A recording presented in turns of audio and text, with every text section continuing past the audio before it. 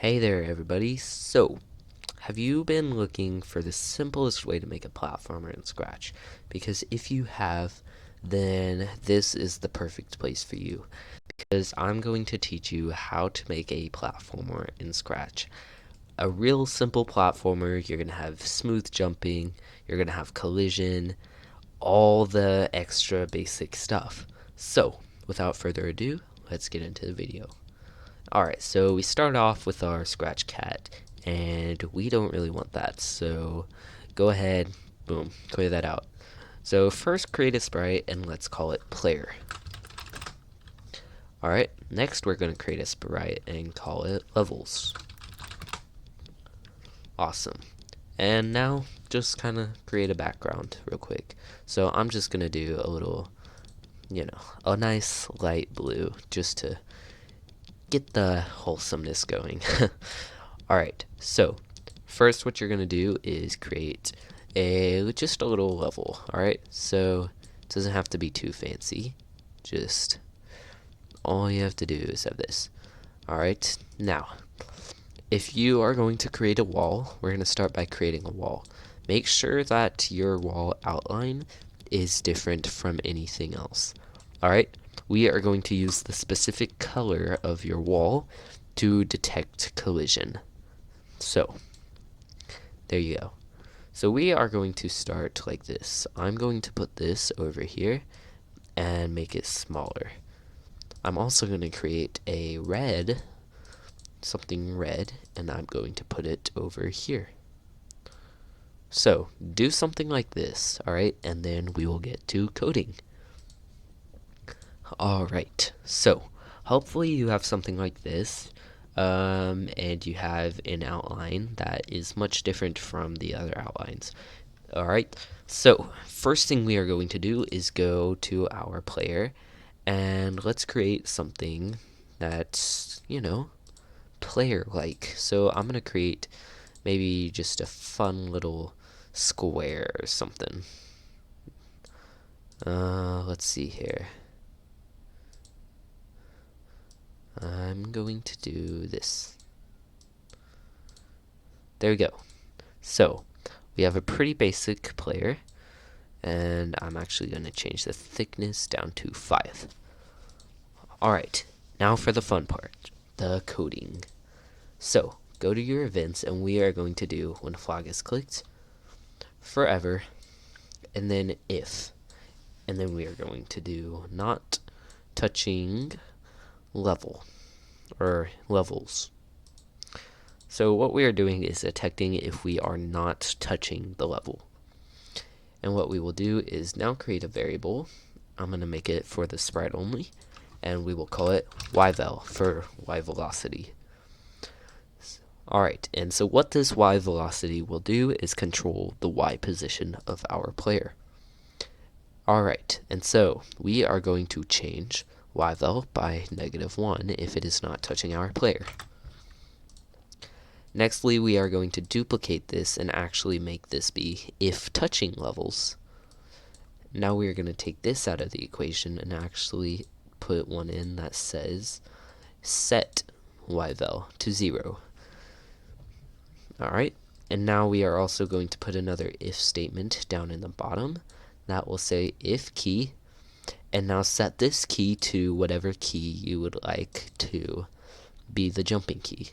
I'm going to use X because I will use my arrow keys for movement, and then X on the left side for a jumping button.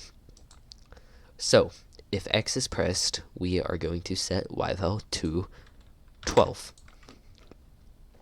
Nextly, in the very bottom of the forever, what we are going to do is change Y by yvel. Now, go ahead and test out your script. Nothing happens right now, and let's try to figure out why. So, oh, never mind, something does happen. I was just pressing space. So, as you can see, we now have a smooth jump. And you cannot double jump or fly in the sky because we are only allowing you to jump if you are touching the levels. If you want to increase the jumping velocity, you can actually change this. So I have set it to 15. Awesome. So we now have a smooth jump. So now what you can do is do this. We will do when flag is clicked, forever, if, and now let's do key right is pressed. So we have jumping up here, and now what we are going to do is get into the normal left and right movement. So if key right arrow is pressed, we are going to set, and let's create another variable called xvel. So we are actually going to set xvel to 7. Alright, now duplicate this and actually do when left arrow is pressed, and we will set it to -7. The reason that this will be 7 and this will be -7 is because positive numbers are right. So if I were to set, if I were to change the x position to a more positive number than the one it already is, it will go right, whereas negative will go left. And now what we can do is set xvel, and now we'll go all the way to operators and get a multiplication, and we will set xvel to xvel times 0.8. So what this will do is it will gradually change xvel and decrease it until it is completely 0, giving us a smooth walking movement. And now we can go to change x by and get our xvel variable in there. So let's see if it works. Awesome. So now we have smooth movement all around. We have smooth jumping, we have smooth walking. Now what we need is collision, because what we don't want to do is to, be able to do that and go straight through the thing. So here's what we can now do. What we are going to do is this. We're going to go all the way here. Alright, and around here what we are going to do is if, not, and then touching. And we will actually select our collision detecting color, which will be this gray. And because we are going right, what we are going to want to do is change x by 10, and then after this we are going to change x by -10. Let me walk you through this real quick. Changing our x by 10 when the right arrow is pressed will make us go forward. If it's not touching this, it will actually increase the xvel, and then also put us back in our normal position. Now, if it is touching this, it'll skip this step altogether and move us back. So we will never end up actually touching this completely, and we won't stick to the wall either. So now let's repeat it in reverse for our left arrow. So we will now do this. If not touching that color, and now what we need to do is again change x by -10, because we are going this way, we will start with right and then move left. So you want it to end by moving in the reverse of what it's already moving. So let's test. Okay, so there was a small problem, and that problem is that I still slowed down enough to where I continue to go in. So the reason for this is because we actually have smooth movement, and the smooth movement is going to cause it to continue to glide a bit.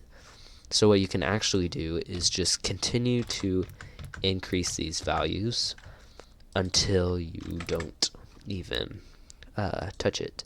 So now I'm going to do -20 and then 20. And now let's see how that works. Boom.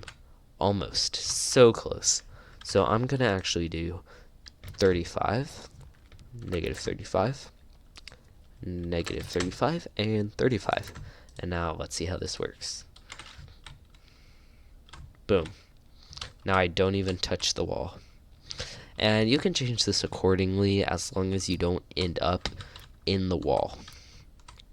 And now the only problem here is that because this top over here is still covered in that collision layer, it's not going to let it smooth.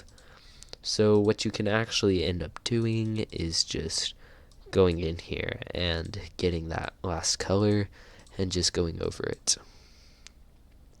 So boom, just like that. So now when I go up here, boom, I can walk around freely. And so let's go back to our player real quick, and when flag is clicked, we are going to set the spawn over here. So -135, and I'm actually, oh, it's not even typing. -135, and then I'm gonna do 25. So boom, we spawn all the way up here, and I'm actually just gonna make it be 0 as our Y position. There we go, right there, nice and smooth. And actually we can test over here, and yeah, we won't at all touch. And so we also have our lava. So what we can also do is, when flag is clicked, forever, if, and then let's do touching, and then we will detect our red or our lava color. Then what you will do is just get your spawn position. So I'm going to get our spawn, and I will do that. So whenever we touch red, it should take us back. Boom. But I want to touch the lava. Why can't I touch the lava, bro? Just let me touch the lava. Nope. So we now have a basic generic platformer, which will actually have pretty much most of the, most of the normal functions that an actual other platformer would have. Now, what if you want to have multiple levels? Okay, what you're gonna do is go to your level, and you will create a variable. Make sure you have for all sprites checked, and you will call it level. Now do this. When flag is clicked, set level to 1. And now also go, when flag is clicked, forever, switch costume to level. And so now what you could do is go into your level again, go into your costume, and maybe make a, I don't know, this. Make a, some kind of, winning block. And so go back to your player, and you can actually do this. When flag is clicked, forever, if, and then touching that. Also keep this in because you're going to want it to set you back to your other position. Just, you want it to spawn you back in the beginning of the next level. And you can change level by 1. So if I were to have 2 levels real quick, I'm just going to change things around a bit. Boom, there we go. Let's start here. There we go. Boom. Now I'm on the next level. And so it'll keep going to the next level every time. So I hope you guys found this tutorial helpful.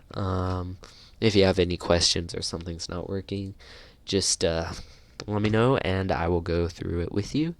Yeah, I will see you guys in the next video, hopefully.